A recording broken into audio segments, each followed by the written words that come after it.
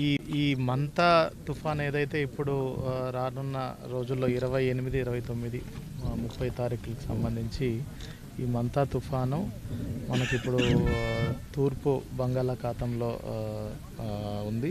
ఇది సుమారుగా 900 కిలోమీటర్లు కాకినాడ వైజాగ్ పోర్ట్ నుంచి 900 కిలోమీటర్లు ప్రస్తుతానికి మనకి ట్రాక్ చేసుకోగలేము.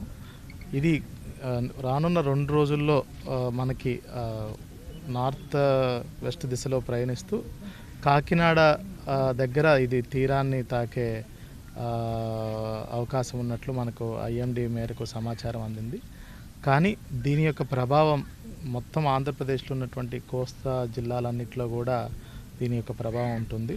దానివల్ల మనకి రేపు, ఎల్లుండి మరియు అవతల అంటే 27, 28, 29 ఈ 3 రోజులు కూడా భారీ నుంచి అతి భారీ వర్షాలతో పాటు ఇది ఎప్పుడైతే ల్యాండ్ ఫాల్ అయ్యేటప్పుడు, ల్యాండ్ ఫాల్ అంటే భూమి మీదకి వచ్చేటప్పుడు మనకి సుమారుగా 90 నుంచి 100 కిలోమీటర్ల వేగంతో గాలులతో పాటు కూడా వర్షం కూడా అధికంగా వచ్చే ఛాన్స్ ఉంది. మనకి మన జిల్లాలో, తిరుపతి జిల్లాలో 75 కిలోమీటర్లు కోస్ట్ లైన్ ఉంది. 5 మండలాలు, ముఖ్యంగా చిల్లకూరు, కోట, వాకాడు, సూళ్ళూరుపేట, తడ ఈ 5 మండలాలకు కూడా భారీ నుంచి అతి భారీ వర్ష సూచన. అదేవిధంగా ఈదురుగాలులు సుమారుగా మనకైతే 60 నుంచి 70 కిలోమీటర్లతో పాటు ఈదురుగాలులు కూడా వచ్చే అవకాశం ఉంది. దీనికోసం అప్రమత్తత చర్యల్లో భాగంగా, ప్రిపేర్డ్నెస్లో భాగంగా అందరినీ కూడా అలర్ట్ చేయడం జరిగింది.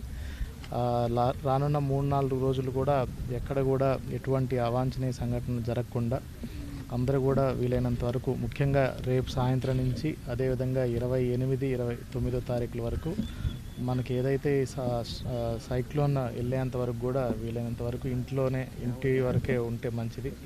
బయటకు కూడా రాకపోవడం సూచిస్తున్నారు. అదేవిధంగా ఎవరు కూడా, అన్ని బోట్లు, ఫిషర్మెన్ కూడా ఓషన్ నుంచి, సముద్రం నుంచి కూడా తిరిగి రావడం జరిగింది.